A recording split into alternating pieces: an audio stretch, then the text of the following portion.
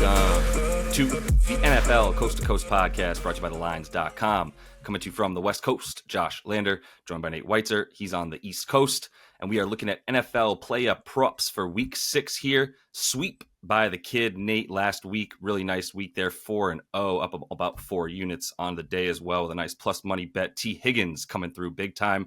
I only got the Andy Dalton interception correct. Lazard hooked me, and Jackson Smith-Njigba was one of the few people to not get very many. Well, no, I'm sorry, one of the many people on the Seahawks to not play up to their potential in that loss of the Giants. But we move on here looking at these Week 6 picks. Definitely want to make sure to subscribe to that page on the YouTube channel. Give the video a like as well. Got plenty of great NFL content coming your way on the channel here moving forward. Nate, let's go ahead and run right into your first NFL play prop here for this week. Yeah, let's start early. Let's get a win in London with Rome. Odunze, that is, and over 39.5 yards receiving is the line here. I mean, you can get a more expensive 38 or 37, I think, even still. I mean, the interesting thing is here, since Keenan Allen's come back, you would think his volume goes down, but actually his quality of targets has gone up. Like his ADOT has jumped to 21.5 yards per target for Rome. And I believe Keenan was back in the lineup week 3, or no, he wasn't quite back yet when Rome blew up for 112. He had 245 air yards. Since then, the Bears have had 2 really quiet game scripts, right? I mean, they had Stafford just controlling the clock completely, and the Bears offense barely on the floor, on the field there in that win. And then the Panthers just didn't really come to didn't have any pieces left. So that was over before it started. Caleb played really well though.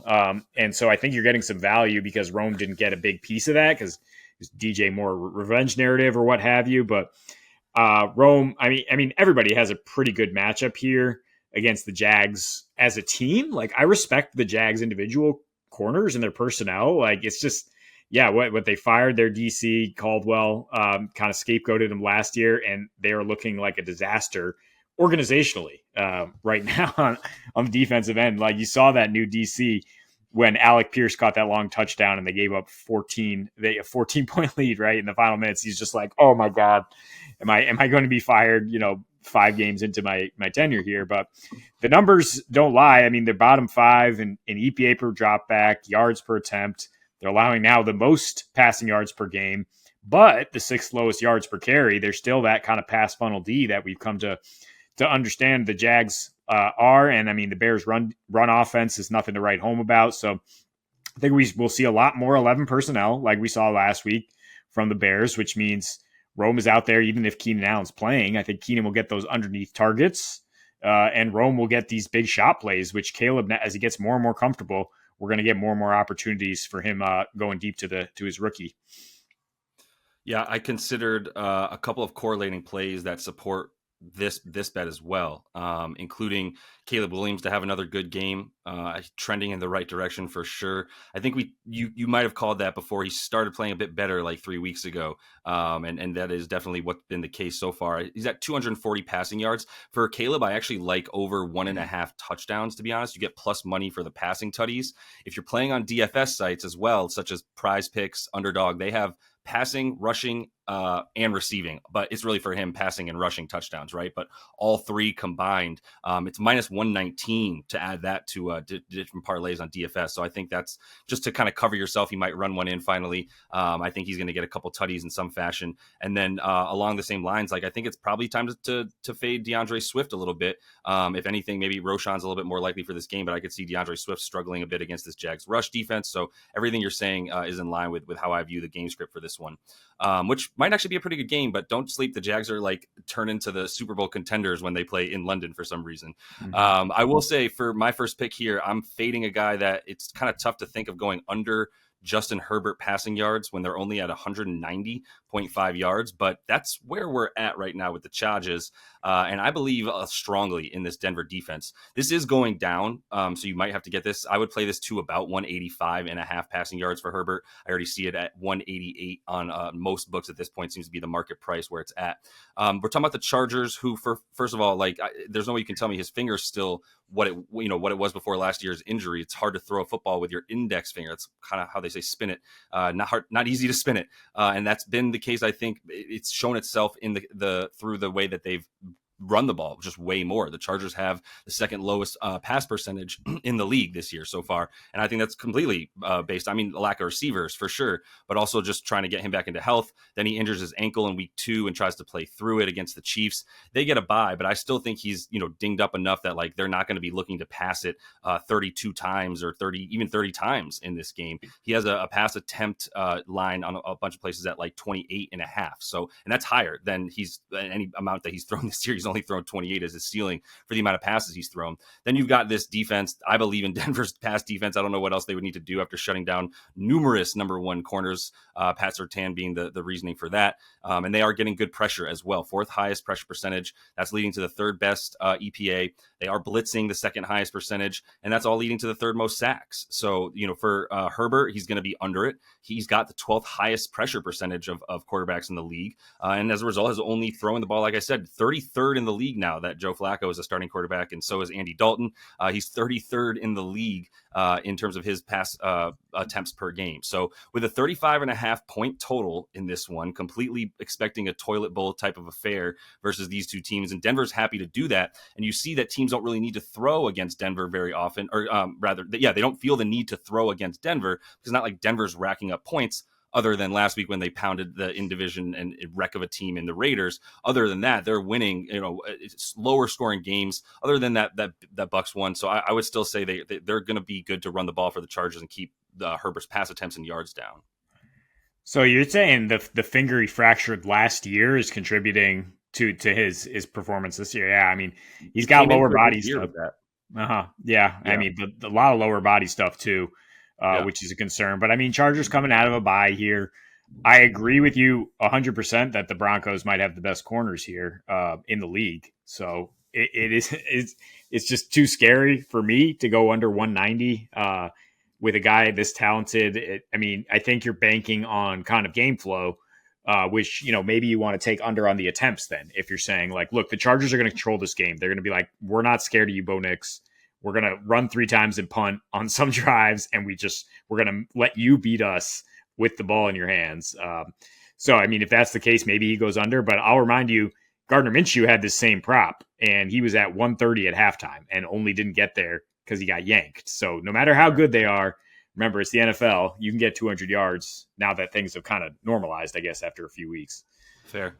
I would also just say, just because we're bringing it up, Raiders' run game is beyond atrocious and non-existent, right. So they're not going to have the option to hand it off to a J.K. Dobbins. But yeah, right. But I mean, if you respect the Broncos' defense all around, they might not have much success running either. Oh yeah, they might not. That's for sure too. Yeah. All right, but yeah, I got a pure game flow pick here, which is Dak Prescott over 38.5 pass attempts, minus 110. It's actually not totally game flow because, I mean, Dallas has no running game whatsoever. Right. I don't care if they had a little bit of success against the Steelers when the Steelers lost another linebacker mid-game there on Sunday night. I mean, they are probably the worst running back committee in the league. Their offensive line, not where it used to be, so they're passing a lot. And Dak has only gone under this number in their two of their 3 wins, not including that Pittsburgh game because he had to keep passing right down to the buzzer. In their losses, he had 39 and 51 against the Ravens after they got their doors blown off. And look, this Detroit offense now coming off a bye after Goff was perfect against the Seattle Seahawks, and they can run the ball, and Dallas cannot stop the run with 2 of their best guys out, assumedly. This is Goff indoors. This is a juicy matchup for Detroit. And we've seen on the other side that as soon as Detroit builds these leads, Stafford, 49 attempts in that overtime game in week 1. Geno, in their last game, 56 attempts trying to keep pace with Goff, who didn't miss. Even Kyler Murray, 34, and Arizona. I mean, that was close. And Arizona has a really low pass rate over expectation this year. Completely new era there. And, I mean, the rare negative script for Detroit, Baker Mayfield only 19 attempts. So, I mean, if you think Dallas is going to suddenly jump out to a big lead here, I don't really know how to forecast that. Like, I'm just still not really impressed with this Cowboys team. It was a really gutty win in Pittsburgh, but now here coming in with the rest disadvantage. I think they're going to have to play fast regardless. They are second fastest in terms of seconds to snap this year. And of course, the pass rate is high. Detroit's forcing a high pass rate. And Dak at home last year passed even more. He averaged 36 last year when the Cowboys still had a running game, right? 36 attempts at home, 74% completion rate. So yeah, give me the attempts in a potential shootout. Yep, I like it. And I mean, I can't argue with it. It's such a crazy high number. The logic is there. I'm almost going inverse of what you were saying a minute ago, where I'm like, maybe we should just take the yards. But it's going to be a high scoring affair. I totally agree. I think there's props to be had in this game. I mean, sort of negatively correlated parlay of both running backs for the Lions to get their share of rushing yards doesn't seem out of the realm of possibility with the way that offensive line for Detroit's just going to manhandle things. And I think Jahmyr Gibbs is going to be ripping 15-yard runs up and down the field, and even Montgomery. So there's going to be points to go. And the pace of play stuff, something that doesn't get talked about. We talk about pace in the NBA no matter what we're talking about. We talk about how many possessions there's going to be in the game. I really feel like we should be talking about that a lot more in the NFL. It's kind of why I'd lean to it over, even in a very high scoring affair on Thursday night. Obviously, we're recording this before the Thursday night football game that we're not going to touch on, but those two teams play at a very, very high pace. That's just an example of kind of what I mean. I think we're going to see points. But moving to my second pick here, we're both looking at the Jets and going like, how do we target this poo-poo Buffalo defense and this sort of resurgence, or at least singular game resurgence that we might expect from the Jets after firing Robert Saleh, as though he were the problem, and yet Nathaniel Hackett still has a job. Moving past that, I do think this is the Breece Hall re-explosion, the game for him to sort of have his rebirth, because it was always going to be that weeks 4 and 5 were going to be tough against we didn't know Denver was going to be this good at defense, but they definitely they really took the game over, let's put it that way, against the Jets and controlled it with that sloppy stuff in the defense. Then you get the Vikings, and those are 2 top 5 defenses in my opinion, at least according to EPA and a lot of the metrics. And now you've got Breece Hall coming up against the Bills. So I think it's a good get right spot for him. I like over 3.5 receptions because just this number just jumped right off the page at me, since he's been at 4.5, even 5.5 after a couple of really big receiving games to start the season. This line has been very high. I think the yards are also a good play, 23.5 receiving yards. And then you also talk about the rushing and receiving. That's all the way up at 80.5. And I think he's going to have success running the ball as well. I mean, the Bills are giving up 5.2 yards per carry. Not very good. They're giving up the most fantasy points, just to show you overall. They don't stop running backs regardless of running, receiving. They give up the most fantasy points to running backs on the season. And like I said, really good buy low spot coming off of 2 poor weeks against 2 teams that limit the running back position very, very well, both in rushing and receiving. Broncos give up the fewest fantasy points per game to the running back. So just some strong indicators there. Conklin is questionable. It's also why I like the receiving. I do think he's going to play on Monday night. He was limited at practice on Thursday. Still has enough time with the extra day probably to get in the game. Might be a little bit hobbled though, and the middle of the field should belong a lot more to Breece Hall. So I like him on the receptions and the receiving yards. Not even mad at you if you want to add the rushing to it. Yeah, I mean, there's a lot of ways to target him here. I would agree with you on the yardage. I think more than the volume, but that's because I just don't know how this is going to play out. Like I can't pick the winner in terms of who's going to get right. But yeah, so Todd Downing calling the plays now. That's the key. Like not only new head coach, we have a new play caller. No more Nathaniel Hackett. That's why, yeah, I think any way you slice it, target Breece Hall, because like somebody else gets the opportunity here, and it's a guy who coordinated for the Titans for a while, and was in that kind of run heavy scheme. I think he's going to be like, all right, we got to get this guy on track. I know Braylon Allen's good, but Breece is the man here, and like we got to balance out this offense. Jets are passing at the second highest rate, I think, in the league. So I think they'll get Breece involved one way or another.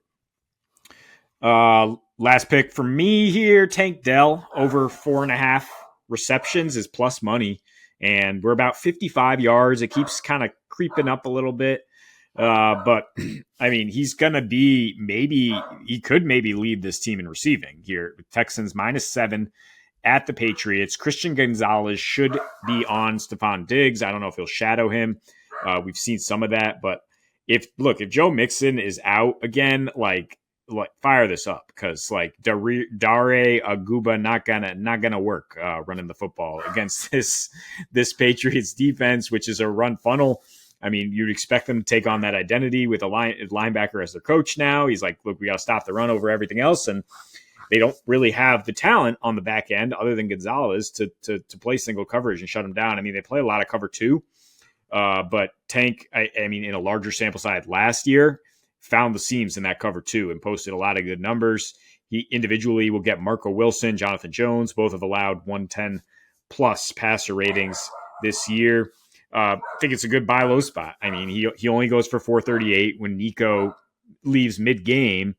I mean, he was going up against like veteran Rasul Douglas, some pretty good cornerbacks in that game, and it was CJ was just never comfortable in that. Like after they got the big lead, I have a hard time people saying that the Patriots are going to make him uncomfortable and make him look bad here. Like this is still a very capable quarterback. This is a dude averaging the most passing yards in the league right now, and the Texans up to a 66% pass play rate the last three because Mixon's been out. So those attempts have got to go somewhere. It's 38 attempts per game. Expect Dell to get enough target share to get over these numbers. Yeah. No, I'm with it. I think Tank Dell's a very good buy low candidate moving forward for the rest of this season, especially until we do see Nico Collins, maybe the best wide receiver in the league, at least this year so far, back on the field. And just for the record, Dario Ogunbowale is going to be nice. The only reason I know how to say his last name is because he is brother of Arike Ogunbowale on the Dallas. Damn it. On the Dallas, I forgot their team name already. Dallas Wings. I wanted to say Mystics. So yeah, either way, some good stock in that family. I think he's going to be taking over a lot more of the duties here moving forward. But this is definitely a great opportunity to be passing the ball. Likely, like you said, no Mixon as well. But let me close things out here with a guy who's going up against a very bad run defense. Josh Jacobs. Packers are playing the Cardinals. Just 61 and a half rushing yards. It feels almost like a trap. It's too low. I think this is about 10 yards too low to be. I think it should be about 69 and a half rushing yards should be this line against Arizona.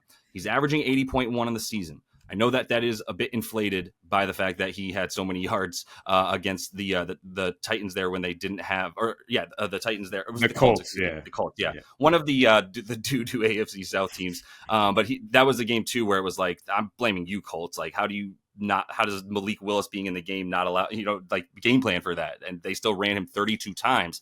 Now, the thing is, what I like about this is they've been, the books have seemed to have been very sharp on the rushing attempts, which has become a much more widely available market for how many attempts a guy's actually going to have. Well, he's at about 16 and a half. If he just gets 16, he's at 72 yards with his rush per attempt this season at about 4.8. The Cardinals, one of the worst in the league, allow 4.7 yards per attempt. And it's just really a matter of him coming in against a team where the game plan is probably going to be run it just as much, if not more, than pass it. And that's what we've seen this season when he played similarly to what was talking about Breece Hall. He's played 2 games back to back, one against Tennessee, allows the 4th fewest rushing yards, one against Minnesota, allows the 5th fewest rushing yards. In those games, he only had 14 and 9 attempts. And it did seem like the Packers were looking to throw a bit more when they finally at least got Jordan Love back for one of those games. Then you look at the other 3 weeks, 16, 32, 19 attempts. And I think it's 16 and a half is a fair attempts number. But if he even goes under that number, we're talking about him getting it at his yards per carry against a team that allows his yards per carry. So this is simple math. And just the fact that like the only real like poor game he had against a bad rush defense last week against the Rams, only 3.8 yards an attempt, but you can just pound the ball against the Rams. And that's what they did. They gave it to him 19 times. And there's really not a backup coming in to steal any of his stuff. So I think he is good for 16, 17 rush attempts. And I think even at 4.2 yards a carry, still good to go over this number. Yeah, well, I mean, it is low because Emmanuel Wilson is a threat, but I think he's been kind of phased down a little bit. We saw in that last game, at least. And I mean, what I brought up before taking Jacobs earlier this season was he's getting paid like $48 million. And that's a lot for running back. And when you see somebody get that kind of money, the team's got to stand by him, especially when his efficiency has been pretty good. Also, this is one of the only games that I think weather is an actual concern, like some rain, 60% or more is in the forecast. So I still like the over when you have these two offenses going and the Packers not being quite healthy. So I was leaning towards Trey McBride as another pick here. He's basically the number 1 receiver for the Cardinals. And the Packers are easier to hit if you're a tight end than a wide receiver. Marv Jones Jr. not really Marv Harrison, excuse me, not really, alphaing that offense. So, I mean, that's another lean for me here. Also saw Kyler Murray over 13 yards as his longest rush after he just erupted on the ground last week. So yeah, like offense in this game for sure. And I think Jacobs will be a key cog for the Packers. Agreed. Yeah, good game to target for some overs in this one. So that is all the time we have for you in this one, though. Continue to follow along, coming back to you each and every week this NFL season. So go ahead and subscribe to that page, give the video a like. Until we see y'all next, happy betting.